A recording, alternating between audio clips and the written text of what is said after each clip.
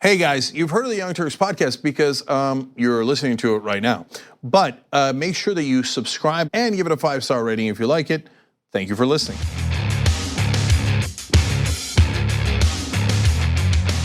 What? Welcome to the TYT show. I don't know why I said it like that. It just came out. That was a very weird way of opening. Hey guys.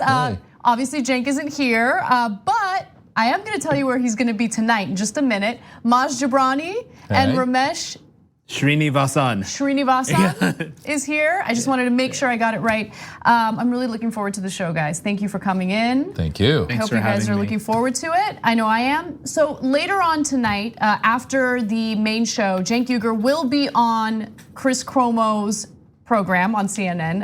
Cuomo Primetime is the name of that program. So make sure you check that out. I don't know what the topic is gonna be, but I have a feeling it's gonna be fiery. So we'll see. I have a feeling that Cenk will have a lot to say that is righteous. Yeah, I mean, he's definitely gonna have a lot to say. I'll put that out there. So make sure you check that out again on Cuomo Primetime tonight. And then later on, we are going to have, actually, tomorrow, we're gonna have Dana Gould on. He is the person who made The Simpsons what it is.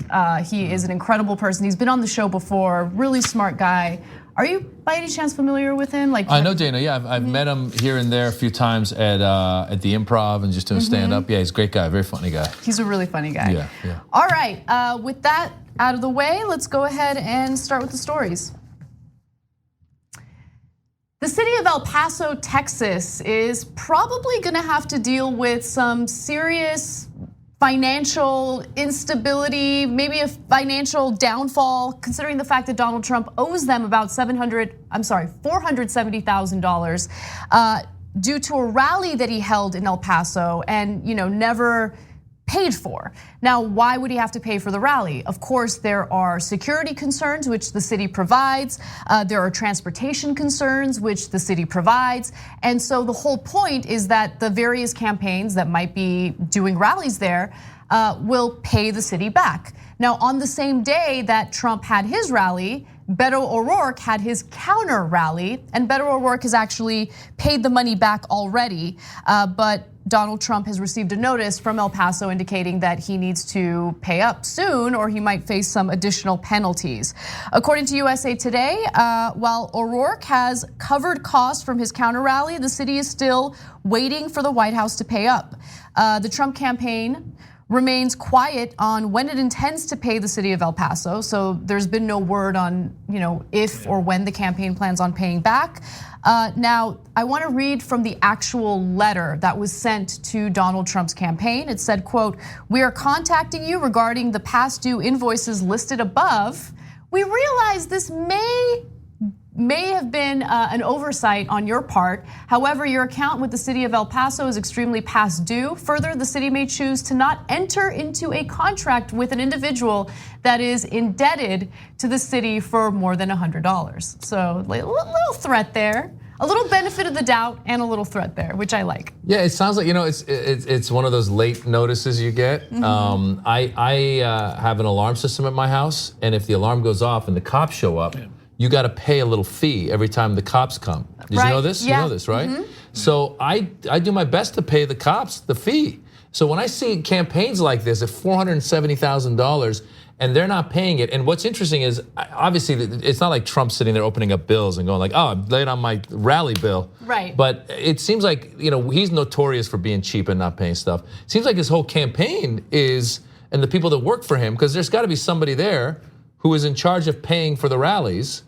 And they didn't pay for the rally. Yeah, I mean, for me, I think a lot of Americans realize that on some level, Donald Trump is immoral. But I think the real point here, or at least amoral, lacking any sense of morality. But I think the real point is that on almost every single economic level, the guy is a failure, right? Yeah. His business is a failure. His taxes are a failure, and the fact that he can't even reveal them speaks to the fact that they're a failure, and that he can't even pay back a city and its workers also, right? This is paying workers who worked on this rally. So now there's talk of how they can recoup the money in other ways, because I mean that's a pretty giant sum of money for a city, right? I mean it's not a small sum of money. And so they're thinking about moving some things around and making do until they hopefully will get the money from Trump. But again, he hasn't really responded to any of the requests for comment from the media. He hasn't responded to the notice that was sent from the city of El Paso. And I also want to note that when this rally took place in February, he, of course, as he always does, caused a lot of chaos because during the rally, he said some things about El Paso that simply were not true.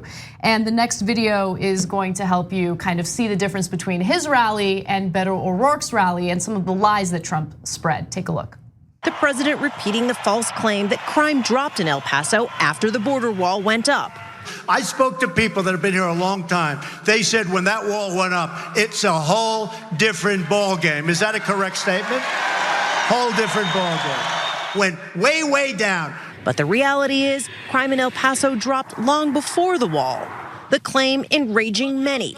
From O'Rourke, El Paso has been the safest city in the United States of America, not in spite of the fact that we're a city of immigrants, but because we are a city of immigrants. To El Paso's Republican mayor. What is the message from El Paso to President Trump? We need to control our borders, but there are other ways to do it besides just focusing on that single physical barrier. So the mayor of El Paso also did, a little media tour to talk about what the reality is for El Paso, and he's said over and over again, and I think it's politicians actually on both sides who have said this over and over again. It's not just about a wall, right? The wall isn't going to solve the problems that we're facing right now, and for him to put all of his eggs in that basket and then completely defame the city as like this crime-ridden place it's incredibly insulting. So there was that controversy, and then you add a massive amount of money that Trump owes them, and it's just insult to injury. If he were going to be honest in that rally, he should have said, "We don't have money to pay for the wall, and I don't have money to pay for this rally. So enjoy it, keep cheering, good luck to you, Trump out." But also in that article, by the way, it indicated that other campaigns had also not paid, and for other right. It was saying during the elections, it said towards the end, it said that. There was, just in fairness, it has said various cities called on Trump and current Democratic president candidate Bernie Sanders and former president candidate Hillary Clinton to pay some bills for rallies during the 2016 election cycle. So it seems like it's probably more common than we think, but when it's coming from the Trump and him and his campaign, it's just, the guy is just, he emanates cheapness. Yeah. Well, yeah, one of my favorite quotes coming from Roger Stone of all people was when, the whole Russia investigation was happening and there was question about whether or not there was payment to the Russians to help Trump for one reason or the other. I don't remember the specific details. The important part was the response from Roger Stone, which was Trump doesn't pay for anything. There you go. Right? Imagine being someone who is essentially finds everybody around him objectionable, scared of everybody, right? Just want to protect my family, want to protect my business, but claims to protect the United States. But in this very context where he's on the border making a case for Americans, and painting, the other side of the border in negative terms, for him to not even take care of the Americans that are part of his rally on the border shows that he actually doesn't care about the people on the border. Well, one other thing I wanted to mention that's kind of related to what you're saying is for someone who ran on this idea of protecting the American worker, he's shown us over and over again that he has no respect for the American worker. He certainly doesn't when it comes to trade policies. He doesn't have any compassion for American consumers who are suffering from his nonsensical trade policies. Then you have the issue of him doing this global tour, discouraging other countries from doing any business from AT&T because he doesn't like AT&T and how it's a conglomerate that contains media organizations that criticize him. It's absurd. It's crazy that this guy, from day one, his father was paying for him. So he's never been somebody who's been paying for anything, it seems like. He seems like he's been cheap his whole life. And then it's crazy that there are people around him that will make excuses for him. All the time. As opposed to saying, look, the guy's cheap, let's move on. That's his characteristic. Let's move on. He doesn't want to pay for the rally. By the way, he should start charging for the rallies. Maybe he can but then maybe less people would come. So I don't know. The one area where you give Trump credit is he gave voice rhetorically to the anger that people felt at being ripped off by this larger kind of neoliberal system that we're all embedded within. But he actually is a contradiction of all of it. He's the ultimate hypocrite. That. He exploited it. Yeah, he exploited it. He was never, it was a disingenuous way of reaching out to voters, and he hoodwinked them. The thing that's most frustrating is that his base doesn't realize that they've been hoodwinked, even after all of this, which I feel like is what it is. I feel like he's the kind of guy that if you went to dinner with, you'd be like, oh, he's a billionaire, he's gonna pick up the bill. But he wouldn't. He'd kind of walk out, and you'd be like, where did Donald go? And you'd be like, I don't know, you left. No, he would. No, he's the kind of guy where the bill will come and it'll just sit there, and you'll just be like, yeah, are we gonna do this? Are we at least? Maybe you'll put your credit card down, thinking, all right, fine, maybe we're gonna split it. Yeah. Didn't he pick up the McDonald's when he had the teams coming over to the White House? I think he only paid for the McDonald's bills. Yeah, and he was showing off, he was bragging about it. He got a Happy Meals. Happy Meals, exactly. Yeah. Oh God. So crazy. All right, we have an update on a story from last week, although I just want to note that right now, no one really knows what's going on with this story, but I'll give you the details. Last week, it was reported that an individual who works closely with Kim Jong-un was assassinated for his failures in reaching a nuclear deal with Donald Trump. Now, this was in regard to the failed nuclear disarmament negotiations that took place in Vietnam back in February.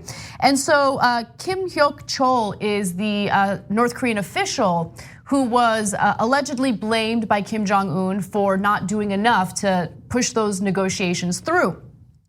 And so it was reported by a South Korean media outlet, which was citing an anonymous source, that he had been assassinated as a result.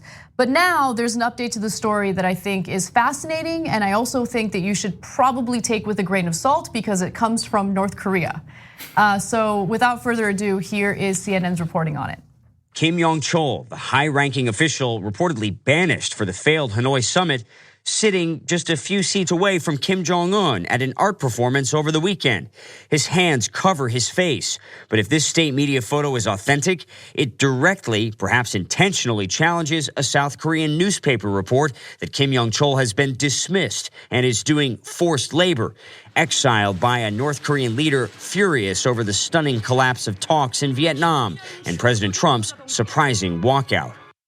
So North Korea right now is arguing that he was not assassinated, that he's actually in detention or he's being detained, and they're investigating him.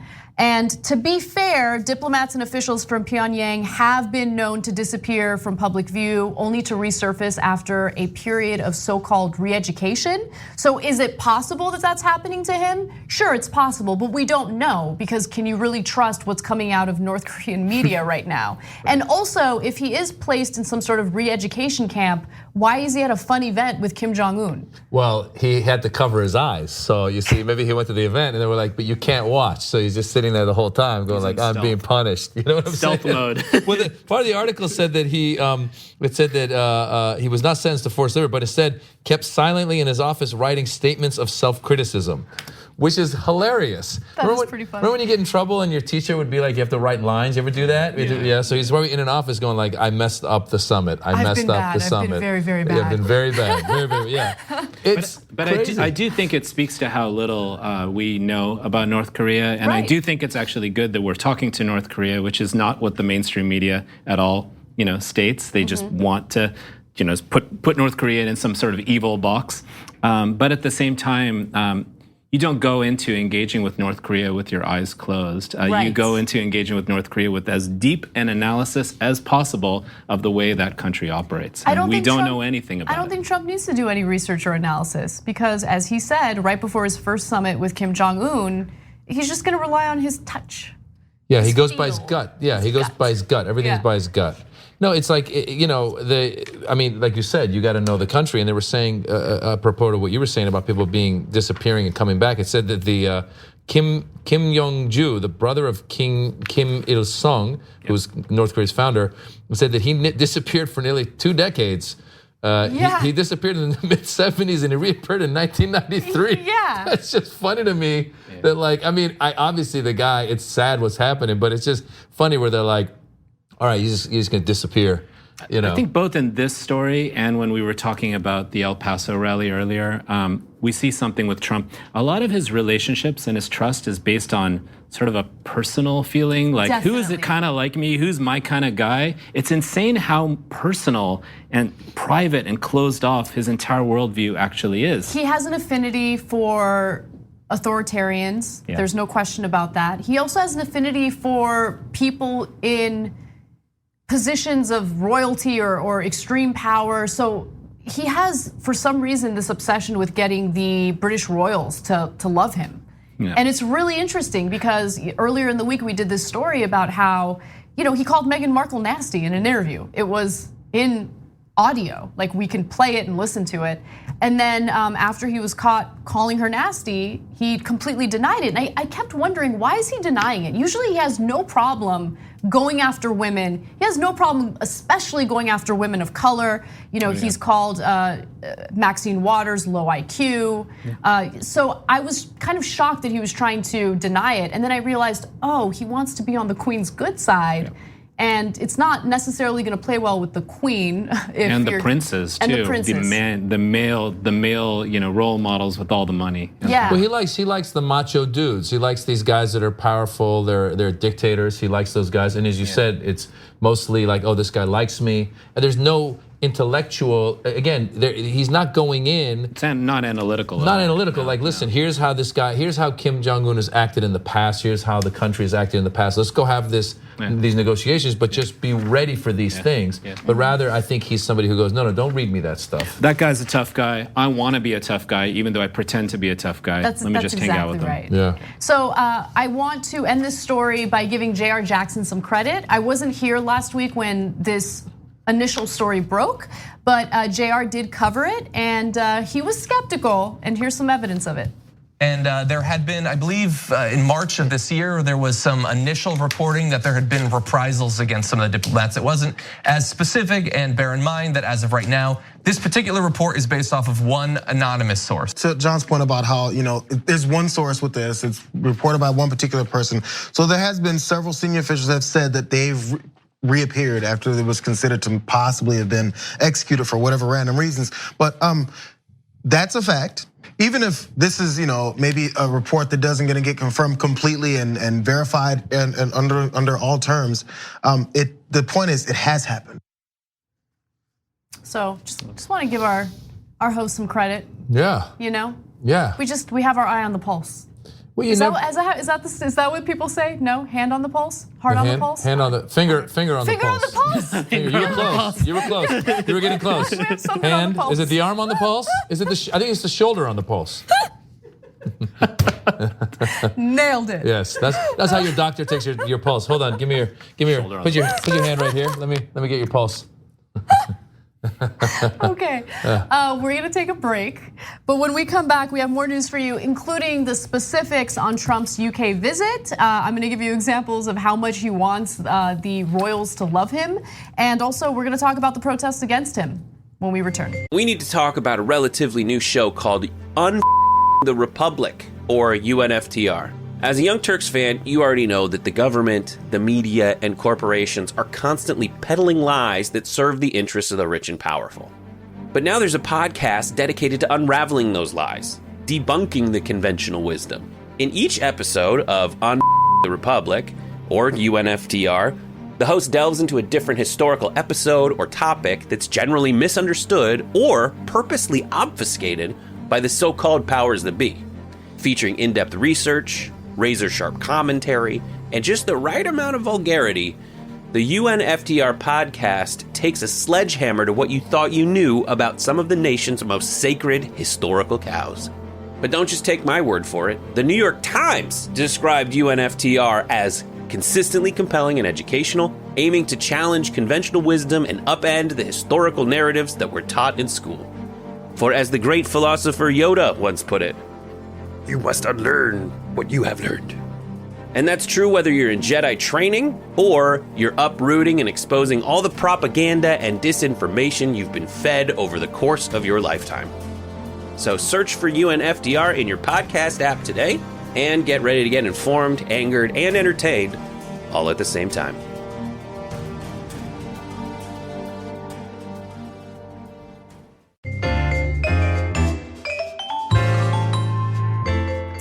Hey everyone, welcome back to TYT. I wanted to remind you that Cenk will be doing a rally in Iowa, and it's taking place on June 8th. It's in Des Moines, Iowa. It is known as the Revolution Rally, and you can go, you can watch what he has to say. It's on, again, June 8th at 3 p.m. in Des Moines, Iowa, and there's the address right there. Franklin Junior High is where it's taking place. If you're interested in more details, please go to tyt.com/rally. And he will pay his bills for it. Actually, that's a great point. All right? Will he? Are we spending money on this? Well, there's got to be some bill. There's got to be somebody. Like homegirl's working long hours, you know what I'm saying? Like what about a race? He's like stirring the pot, running around town having a good time. I'm over here working. Pay me. In Anyway. Iowa, he's not really having a good time. He's in Iowa. No offense, Iowa, but come on. Let's be honest. Always keeping it real. Yeah. All right, and then of course, you guys got to check out Squarespace. If you're interested in building a website, awesome. It's a great place to go, and you're gonna get a discount of 10% if you go to squarespace.com/TYT. But if you're not considering building a website, you're crazy. Like, you gotta have a nice online profile, right? An online profile that you have some control over, and a website does just that. You get to decide what's on that website. You get to highlight all your accomplishments. You get to tell people about how great you are. Create that website. You're not real till you have a website. We don't believe you're a real person till you have a website. Get a website.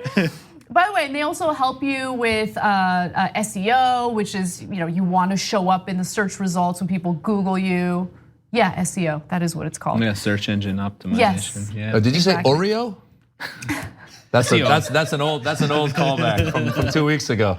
Was that Oreo? Like the cookie? Oh my God, I can't. REO. That story. All right. Eclectic Miscellanea says, Trump paying money he owes? LOL, if history is any guide, I wouldn't hold your breath, El Paso. Jordan writes in and says, oh, maybe you just forgot. Yeah, no, he didn't forget to pay them. He doesn't pay his bills. He didn't get rich that way. Good point. True. All right, let's get to his visit in the UK. During a joint press conference with Theresa May in London, Donald Trump was asked about the protests against him in London. There have been thousands of protesters who have taken to the streets to protest against him. And of course, Trump did not miss this opportunity to show the world just how delusional he is. Take a look. As far as the protests, I have to tell you, because I commented on it yesterday, we left the Prime Minister, the Queen, the royal family.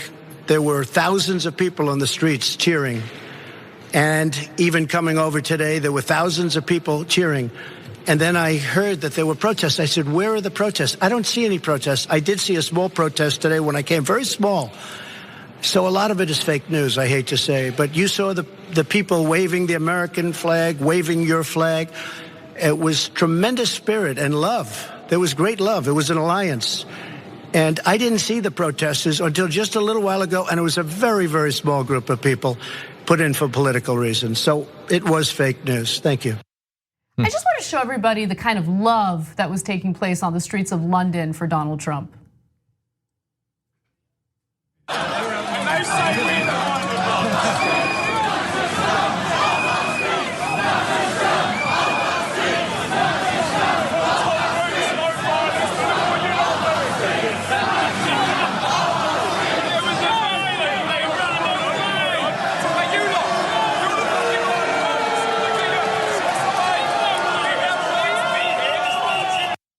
So what you could probably hear them chanting there was Nazi scum, and they have basically completely surrounded, completely surrounded a few pro-Trump protesters. So there was a small group of pro-Trump protesters. Things got a little heated because there were tens of thousands of anti-Trump protesters.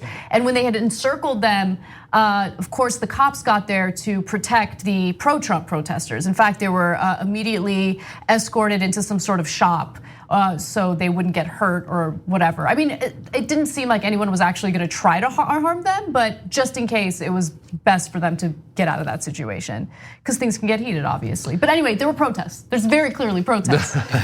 In fact, The Independent, which is a publication in the area, says tens of thousands of demonstrators take to the streets of London to raise their voices against President Trump and his divisive policies on immigration, climate change, and women's rights during the 3-day state visit to the UK. I mean, I want to just really point out how infuriated and ready to go the British citizens are around this issue, and how people in the UK, I've been there several times since Brexit and also since Trump's election. People out there are really aggressively ready to protest. They are very angry about what happened. They understood that they've been conned and let down, both by Brexit and by the elections of folks like Trump. And there's a lot of courage out there to stand up and say this is enough. And I think that's why we see Brexit imploding in front of our eyes. But I do also want to make one other point, that though I think Trump speaking about everything that defies his very limited worldview as fake news is delusional, it also works really well with the way social media function. And this is something we've talked about before, Anna. When you sort of claim something as fake news and you put it online, you put it onto Twitter, you put it onto Facebook, what have you, it creates these two different worlds. One world where all the fans and people who not even like Trump, but people who dislike the protests and dislike liberalism, dislike the liberals, dislike progressives, get all riled up and say, yeah, it's fake news, it's fake news, it's fake news. And the algorithms reinforce the visibility of that. But then those like us who say this is ridiculous, we're stuck in our own bubbles and these algorithms are fueling that visibility. So actually this fake news stuff is a very specific, I don't know if it's an intentional strategy, but in a lot of ways it works to his advantage. To your point, it's interesting because I try to logically look at that guy and go, maybe there's something going on in his head. Like either logically speaking, these protests I heard were smaller than the last protest, but there were still a lot of people. It was like 75,000 people. So I was saying logically, maybe he's thinking to himself, oh, well, there's less than before, so it's not that bad. Or logically speaking, maybe they pulled the USS McCain and the motorcade went another block where there's like a couple of Nazi supporters, and logically speaking is like, oh, I had supporters.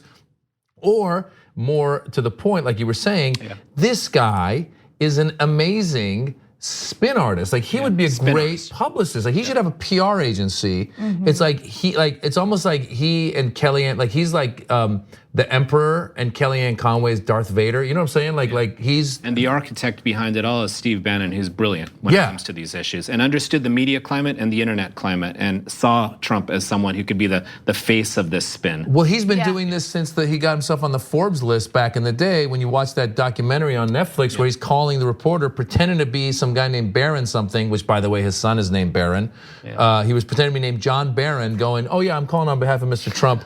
Yeah, his worth is this much. So he was spinning back then. He's been spinning his whole life. The one thing that, and Cenk I think he gets irritated when I bring this up, but because Cenk believes that there's never any strategy with Trump. There is no genius or intellect or anything when it comes to Trump, but he does have one skill, and that skill is marketing. He is a shameless self-promoter, and I would argue that is a skill. It's a skill that I don't have. I can't stand it. I can't do it. And his shamelessness, his relentlessness, and his persistence in self-promoting has really worked to his advantage. And I think that right now is a really great era for psychologists to study just the way humans behave around strongmen. Because the point that was just made about Kellyanne Conway and all the yes men that surround him, I mean, why? Yes, there's that obsession with power, but think about how miserable you have to be working in this administration. Like even if you're power hungry, being surrounded by all these people, all of these, like the multiple investigations, how many people have been sentenced to prison because of their involvement with Trump or because they're bad people, aside from being involved from Trump. I mean, it's just over and over again, you keep hearing these stories about how miserable people are, but they just keep protecting him. Well, it goes to Ramesh's point. They believe the spin, and they believe, like you said, that they're the ones who go, oh yeah, fake news, fake news, fake. It's like you're in a cult. You think they believe it it though? It's like they're in a cult. I honestly feel that if you were to deprogram them, take them out, and really because if you think back before when Trump first started, a lot of these people that are working with him now were highly critical, going, "This guy's an idiot. Yeah. He'll never be president. What the hell is he?" Now he became president. Like all of a Lindsey sudden, Graham. and then they spun. So it's a cult thing. Yeah, in psychology, there's a term that we use called confirmation bias. It doesn't necessarily mean that you believe it as it's actually true, but if you're already angry about the world outside of you and this person gives voice to that, you're ready to, believe the unbelievable, right? I mean, I am curious if members of his administration actually believe the unbelievable. And one point you made that I just want to emphasize, it's such a great point, is what he's been excellent at now and before, during the election in 2016, is coming up with language that carries and travels really well, especially online. But it's like memes, right? You say crooked Hillary, wow, or crazy Bernie, or Sleepy Joe. Is that the next one? Yeah. Anyway, so those things actually work really well because they're packages, they're containers that travel really well. That's true. And they kind of rile us up. They get the dopamine going in our brains where we're either like angry or like, wow, this is funny. And also to that point, they took the term fake news and they spun it. Because fake news was supposed to be the news about the pizza, the pizza restaurant, Pizzagate, right? Yeah, it was the disinformation campaign that was largely contributed to by the Russians. Yeah. And that's. That's not Russian fear-mongering. That's just all, at this point, universally accepted based on the intel that we have. And he took that, and this is what I'm talking about when it comes to marketing. Yeah. Yes, he reappropriated it for his own purposes and is relentless with it. I hear him say fake news more than I hear any politician say anything else. It's a powerful media strategy. You need the mouthpiece, you need the mechanism, you need the system. So I mean, maybe Trump, as Cenk thinks, is not that intelligent in and of himself, but he's the right front man for this sort of system. And if you were a sincere person, you see, I think part of that too, but the part of the problem you're talking about, there are people who get out of what was it, McManus, who was the general who left? He was Mattis. Yeah. There are people who get to the breaking point and they go, I can't take this anymore. I'm out. Their principles come through. And if you were someone who was actually had deep principles and deep thoughts, you probably would get out. But this is, I think, it's a very on the surface kind of thing, and like you said, it's survival, and it's a game for him. And he tweets about from serious stuff all the way to silly Academy Awards or whatever. And like you said, he just wants to get all his people on and go, you see, Oprah is a bad person or whatever that he's attacking at that point. I mean, online, some studies show that fiction outperforms reality, right? Breitbart News, which is not totally fictional, but definitely spun heavily and often untrue, was the most trafficked news source on Facebook for the 3 months before our election. Wow. Yeah. I love these moments where I question every decision I've made in my life. It's great. It's very encouraging. Anyway, so we're gonna take a break, but when we come back, we're going to get into some policy. Joe Biden has put out his climate change policy, and there are parts of it that I really like, but there are some issues, so we're gonna get to all of it. Nice comprehensive look at that policy when we At TYT, we frequently talk about all the ways that big tech companies are taking control of our online lives, constantly monitoring us and storing and selling our data. But that doesn't mean we have to let them. It's possible to stay anonymous online and hide your data from the prying eyes of big tech. And one of the best ways is with ExpressVPN. ExpressVPN hides your IP address, making your active ID more difficult to trace and sell to advertisers. ExpressVPN also encrypts 100% of your network data to protect you from eavesdroppers and cyber criminals. And it's also easy to install. A single mouse click protects all your devices. But listen, guys, this is important. ExpressVPN is rated #1 by CNET and Wired magazine. So take back control of your life online and secure your data with a top VPN solution available, ExpressVPN. And if you go to expressvpn.com/TYT, you can get 3 extra months for free with this exclusive link just for TYT fans. That's expressvpn.com/TYT. Check it out today. return. We hope you're enjoying this free clip from the Young Turks. If you want to get the whole show and more exclusive content while supporting independent media, become a member at tyt.com/join today. In the meantime, enjoy this free segment. All right, a few members' comments before we get to the rest of the stories. Onja says, not showing the blimp. We did though. We showed the blimp. We did it in the form of B-roll, but the Donald Trump big baby blimp. Oh, I love it. Made an appearance in London.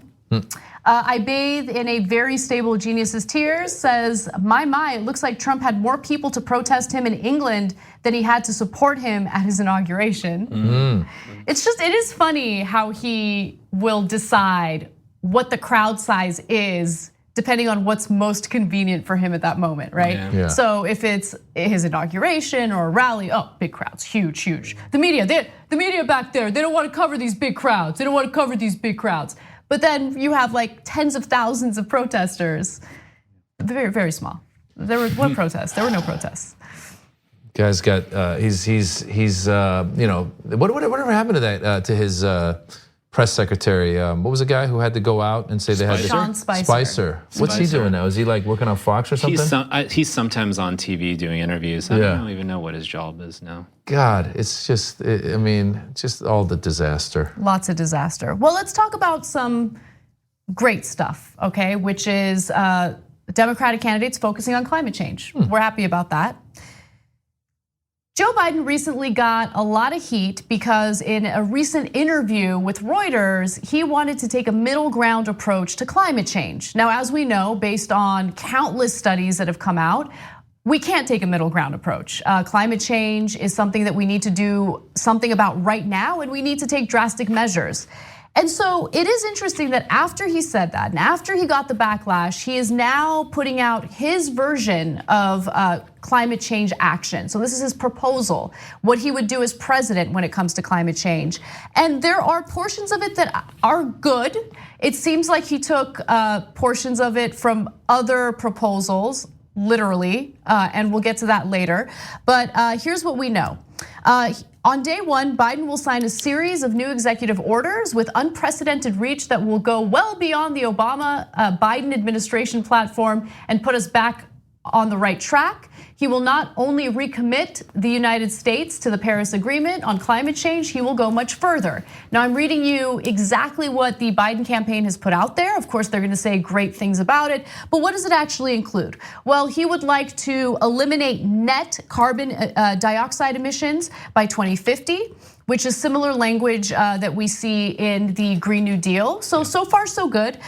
Enforced mandate to ensure emissions are being cut, possibly in the form of tax penalties. So the proposal he put out does not go into a lot of specific details on enforcement, but a possible tax penalty could be one of the enforcement mechanisms.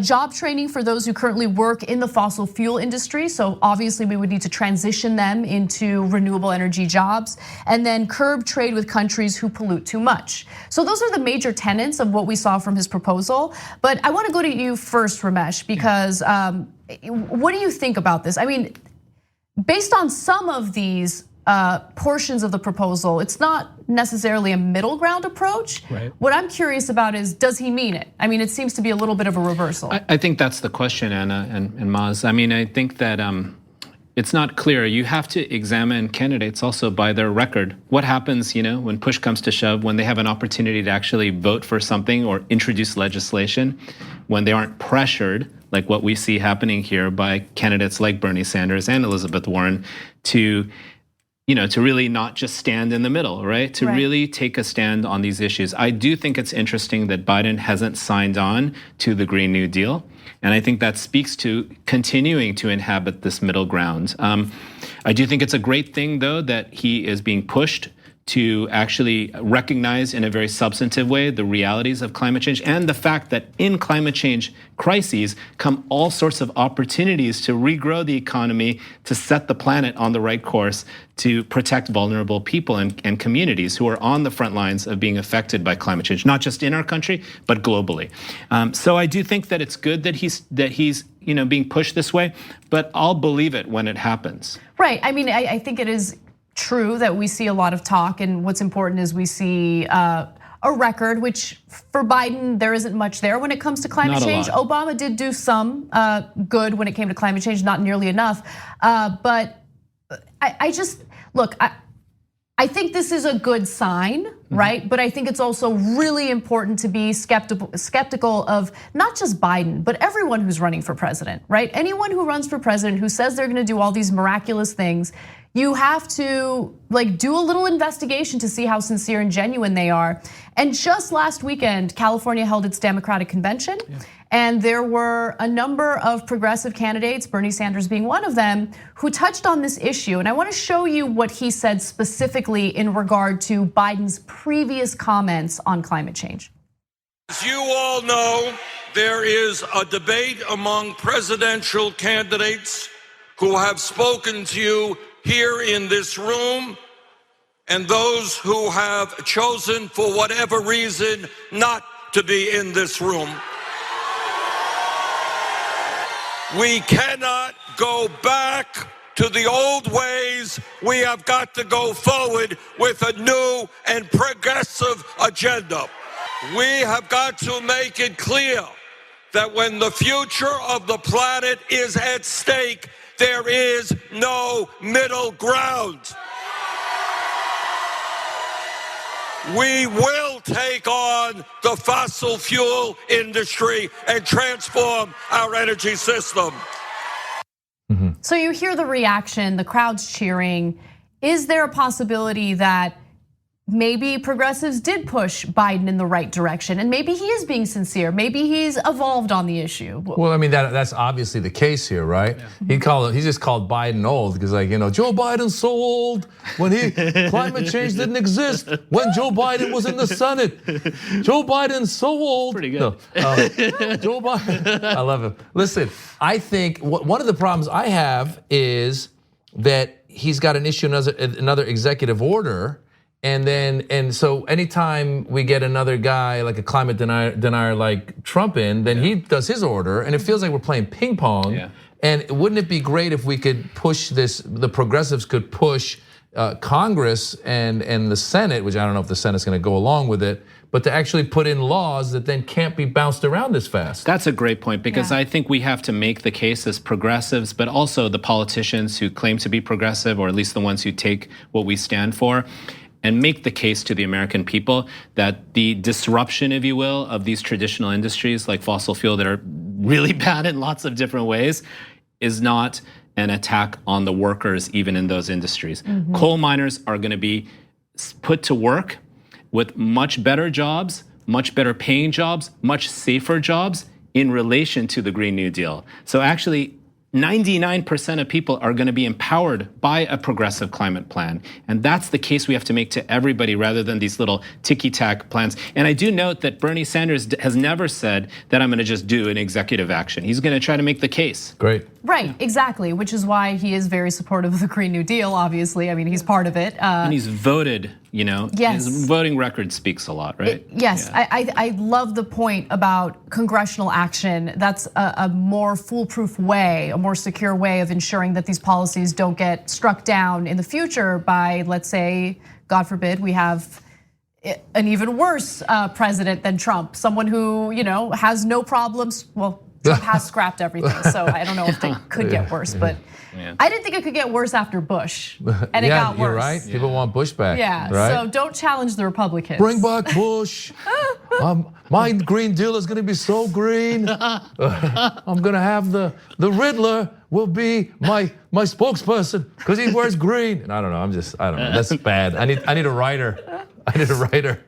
By the way, and I also want to just quickly note that the head of the executive director of the Sunrise Movement did put out a positive statement that I just want to quickly read to you. Let's go to graphic 20. He put out a comprehensive climate plan that cites the Green New Deal and names climate change as the greatest challenge facing America and the world. So he did get a little credit from the Sunrise Movement. What do you think about that? I think it's great, and this is actually, I think, a point. I'm really glad that you mentioned that, because it's social movements, it's community-driven movements that actually force these politicians, the ones who aren't just kind of honest and legitimate, I think, for many years, like Sanders and Warren. It really forces the issue. It shows that the people aren't going to back down from these issues, and the Sunrise Movement has gotten a lot of steam, right? Just like some of the other movements we've seen come to bear with the election of Trump. And so this is what gives me a lot of hope here, that things can be pushed in a pro-people, pro-planet, pro-work, way, pro-workers way. And going back to what you said earlier about how Trump spins this stuff, it's interesting how when the Green New Deal was proposed, he turned it around and said, "Oh, this crazy deal, there won't be airplanes or cows," which meant like you can't have hamburgers, and I guess that's what it means, right? But it's like people were like, "What? No cows? Oh, this is a horrible deal." See, again, it's how you sell things, right?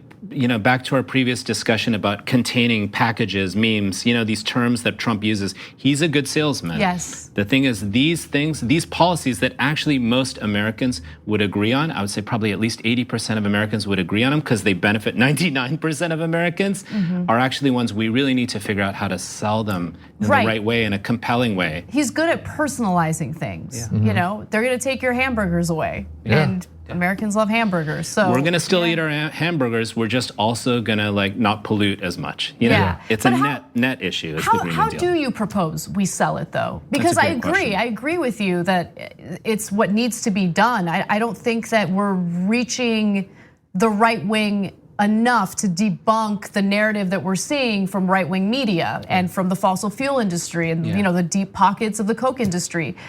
What do we do? How do we make it more personable? More hamburgers, more airplanes. With reusable energy, we can get more burgers with fries for every citizen. I don't know, in America, that's what I propose. Burgers and steak for everybody. I don't know. I think it's such a good question, but I think the key is control over language. Language really matters because language travels, especially online, right? So the right language should describe what we're thinking about, and that's a big part of it. But I think it's also just really making it very clear to Americans what this kind of Green New Deal world would look like. What are those jobs going to look like? What are people going to get paid? How is this going to combat the reality that even though unemployment is down and wages are up, actually those wages are not nearly good enough. People are making less than their parents did, and they're not able to afford the basic necessities of living, like the social contract we thought we signed up for. So we got to present characters, stories. We need our filmmakers and our artists, and we don't need to make it sound like it's some liberal democratic thing. This is a pro-people policy, because this is going to affect everybody, these climate change issues. So we have an opportunity here. We do. Amen.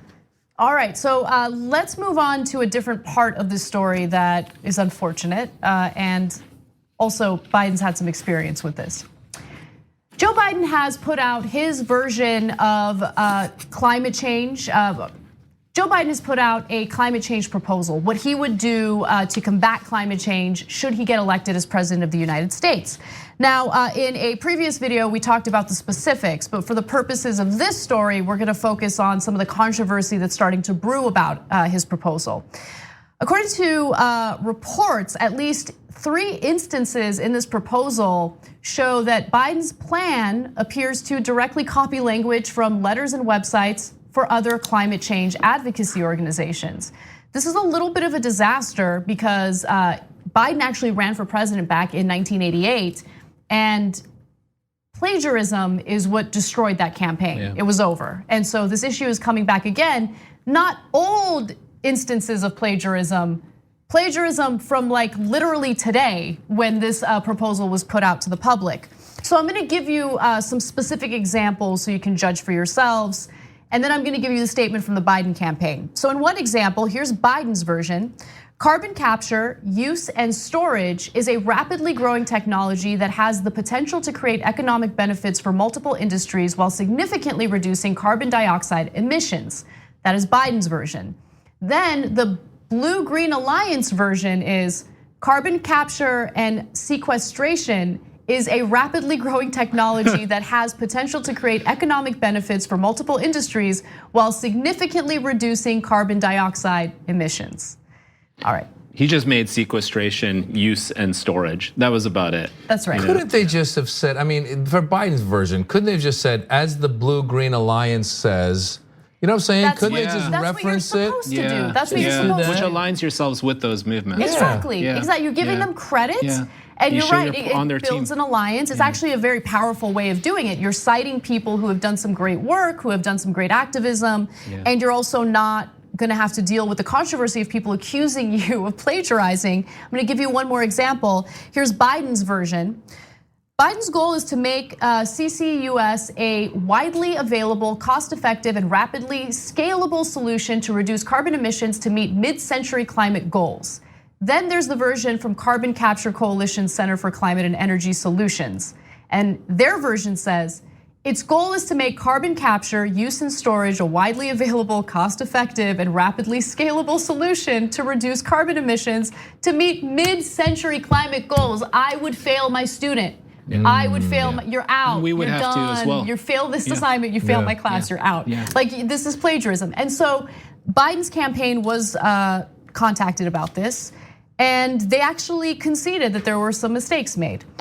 Several citations were inadvertently left out of the final version of the 22-page document. As soon as we were made aware of it, we updated to include the proper citations. What if their response had been, ask not what your country could do for you, ask what you can do for your country, as Joe Biden says. We forgot to cite the right source. It's like, oh no. No, I mean, it's trying to like claim that this is what he and his campaign are about, but let's be like completely honest. It's not really clear, much like Hillary Clinton, I would say, what Biden's campaign is about. Where is the vision? Where is the imagination? What's the America he wants? Like Trump was pretty clear, even though he lied, what kind of America he was fighting for, right? Like make America good again. We're going to roll back the clock, like back to this era, the bygone era, where everybody was great except black people and brown people, etc. Right? But Bernie Sanders had a clear vision in 2016, and now, fortunately, in the Democratic Party, in this nomination process, we see several candidates with pretty clear visions. What is Biden's vision? What do you stand for? Can you actually say what you stand for, at least by aligning yourself with these movements and scientists? Yeah, exactly. And I don't know. I don't know what's going on. I don't know why these mistakes were made. All I know is, even if his camp gets the benefit of the doubt and they made a mistake, it shows a level, like lacking those citations shows a level of incompetence that's just not a good look. And I know that right now in the Trump era and the incompetence that we see from the Trump administration on a daily basis makes everything else pale in comparison.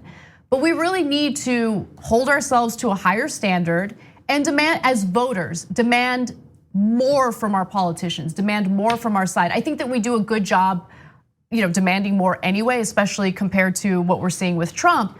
But no, you can't just say, I forgot to cite all of these various organizations that have put out this incredible work that they've spent their time, their resources, their money on. Just give them credit. And has he reached out to them? Because it is important to draw these alliances, to get this done. You can't just do it alone. Absolutely. You hit on a great point. I'm constantly surprised and let down by people that I think know what they're doing. You kind of assume that people know what they're doing. So you assume someone who's running this campaign and they're in charge of putting this thing out knows what they're doing, and they're gonna go ahead and cite these organizations, and yet they don't. Right. So you're constantly going like, what bozos are running these campaigns, or who's behind the scenes? I mean, it wasn't Biden that went and copied and pasted. If somebody else was doing that. And so you're absolutely right. I feel that in this day and age of everything moving so fast, and you're on social media, and I think it's you look at the White House, there's so much incompetence. So I think a lot of people just kind of get in, and there's incompetence all over the place, and it's very disappointing. Because you hope that these people that maybe he wins and they're in control, and some of these people that did that are now in the White House, and now they're going to give him a speech to do, and they cut and paste from another speech. Well, there goes that controversy again. I mean, I feel Americans are drawn to people who have visions, who are interesting characters. I mean, Trump is an interesting character, might be one way of putting it. But people who actually have substance as well, and I think that. This isn't even meant to be an attack on Biden or even his campaign, but it's like there is no middle ground with this either, right? There's no middle ground when it comes to actually what you align yourself with, what your values are. It's just unclear here. And a lack of clarity is actually a statement that is very clear, right? That's true. Ironically it enough. definitely does speak volumes. Yeah, definitely. Yeah. Well, look, I think that there's the upside of what appears to be Biden realizing that there's this issue that's a top issue for Democratic voters. It's important, and you can't get away with pretending as if it's not a big problem. But then on the other hand, you have some of this behavior that destroyed his campaign decades ago, and those mistakes are happening again. Yeah. So we'll see how this goes, but I love to see progressives fighting, demanding more, and it's having an impact. All right, so let's move on to Elizabeth Warren because she has put out a new jobs proposal that I think is fascinating, and I want to get your thoughts on it. Yeah. Elizabeth Warren has announced a new economic policy that she is referring to as, quote, an aggressive intervention on behalf of American workers. So what she wants to do is not only protect American jobs, but create well-paying, sustainable, stable jobs for Americans as well. She unveiled her campaign theme of economic patriotism, kind of taking a word, patriotism, that you hear on the Republican side quite a bit and reclaiming it. She calls for a bigger version of the existing Export-Import Bank, which I want to ask you guys about a little bit. And that would fund a broader range of programs. She also wants stricter rules requiring the US government purchases to come from domestic resources, which would help to create and secure more jobs here in the United States. She wants to invest $2 trillion in climate-friendly industries over a decade, create the Department of Economic Development, which I'll give you more details about in just a second, and then also research the value of the US dollar and how it impacts the trade deficit. So when it comes to the Department of Economic Development, that would combine the functions of the Commerce Department with the Small Business Administration, the Patent and Trademark Office, various job training and research and development programs that are scattered around the bureaucracy, and the export and trade agencies, including the Office of the US Trade Representatives. The whole point here of combining all of these government entities is to push for a single goal, which is creating and defending good American jobs. So this is comprehensive, incredibly detailed as always, and this is her strong suit, focusing on the economic policies. I think that there are some issues with foreign policy, which I talked about in the post game yesterday a little bit, but economic policy is her strong suit, and I love seeing her put this stuff out. Yeah, and I love how there's a focus on small businesses, which actually are the engine to economic growth in our country.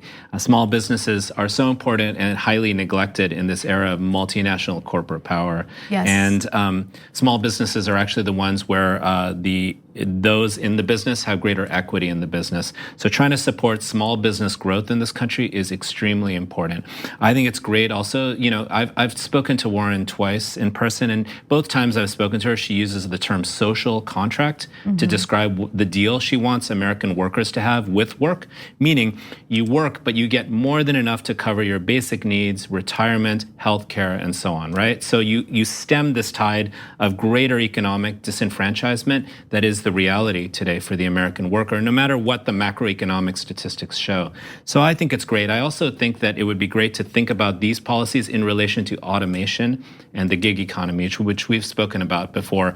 A large number of jobs are going to be taken by private corporate-owned robots, yes, including the ones by Uber and Google and so on. And it's really important that in the process, the worker is protected, the dignity of labor, so labor is not exploited. What do you think would be a good protection for workers who might be impacted by automation? Great question. So I think it's really important that we think now about the jobs of the future, the jobs where we work with automated systems, right? So there was a great story on the New York Times where it talked about in Sweden, I know Sweden's not the same as the US, where it was talking about how mining work has now been replaced by robots. I'm not a big fan of mines personally, I'll admit it, but actually how new jobs have been introduced where those miners are now operating the robots and training the robots, not in a sort of passive way, but actually operating the robots so that they can do the mining for them. So it's jobs like that, work of the future, working with technologies, introducing new jobs. And if there aren't enough well-paying, dignified jobs that support economic security out there, everybody has to be ensured a basic wage floor and healthcare and benefits. We've spoken about the universal basic income. To me, it's okay, but it's not in itself the right solution. I think everybody in a society who invests, the internet, for example, was invested in publicly, right? This was a government-run project, yet none of us almost are reaping the benefits of this massive, $1 trillion+, many $1 trillion industry that is the internet in multinational corporates, right? Yeah, I mean, Google, there was Amazon, definitely, I think in the beginning phases, some upsides, but now we're seeing the downsides of these corporations that are taking advantage of our private data, selling that data. But look, this is true of pretty much every major industry in the country. We contribute quite a bit to research and development, and then these very companies turn around and in a lot of ways they exploit us, take advantage of us, they ship jobs overseas. And just to kind of buttress your point about working alongside the robots and using automation to our advantage, not fearing them because they're gonna take jobs away. Richard Wolff made a point about how in a society where the employees actually have more of a say in a company, where they might even own the means of production. Absolutely. You could even have a situation in which robots or automation free up your time, right? And so it's a benefit for everyone because you're still producing the same work. Maybe you're even producing more, but you have a little more free time. It sounds a little utopian to me. I'm gonna keep it real. Yeah. It's gonna be difficult to accomplish something like that, but I would love to live in a society. There are enough economic studies that I've read, like for my new book, where we actually see when those affected by these privatized technological developments, actually instead of just being passively, exploited by them, when they actually have investment and equity in those enterprises, everyone can win out. You can still create profitability without having this sort of zero-sum game. And the ultimate thing is, I think it's great that she's putting these proposals out. I mean, that's what I guess she's being known for, that she's going with these policies. I got ideas. Yeah. I got ideas because otherwise, you're combating these people that keep saying coal and whatever they want to hold on to. But she's got some plans, and the world is moving in that direction. Whenever people go, "Oh, immigrants are taking our jobs," I go, "Immigrants aren't taking your jobs." I used to go to the parking lot, and the guy working, there was a parking attendant. Now it's just an auto, it's just it's a machine, right? The phone does a million things that a million people used to do. So as you said, we need to listen to somebody like this and these ideas. And another thing she tweeted that wasn't part of this, but she tweeted out that she wants to have $60,000. Was that her that said $60,000 minimum wage for teachers? I think it was her. Wow. Oh, was that Bernie? Yeah. Okay, well that was Bernie. I didn't see that tweet. Either way, I think that's the kind of stuff we need to. We need to change the paradigm a little bit and invest in these types of things. Yeah, and she has her own version of funding programs that help educate to apprentice programs. I'll give you an example. She calls for a 10-fold increase on spending on apprenticeship programs and restructuring of some existing job training programs to more clearly resemble the widely admired German apprenticeship model. Yeah, so she's actually looking at models throughout the world to kind of get a sense of what's working, what hasn't worked, and she's putting these policies together based on these case studies, which I think is so important. I mean, this is the thing that I never understood. We see models that work really well in other countries. Finland with their public education system, it is the best. Why don't we learn from these case studies? Why don't we try to apply these very programs? As a comedian, I was touring in Europe recently. It was interesting when I would do material about my kids and how they're in different programs and how there's private school and you're trying to get them ready so they can get into the best college and they got to have skills and this and that. A lot of the audience was kind of staring at me like, why are you working so hard? Because in their countries, everyone gets to go to college if they want to go to college. Right. But they didn't understand this concept. That's the social contract, right? Where everyone wins, and it's in the order, and this is what my friend Vikash once told me, as he's a small business owner. People, planet, profits, right? They all can exist in the same formula, but it's about people first. Definitely, I love that.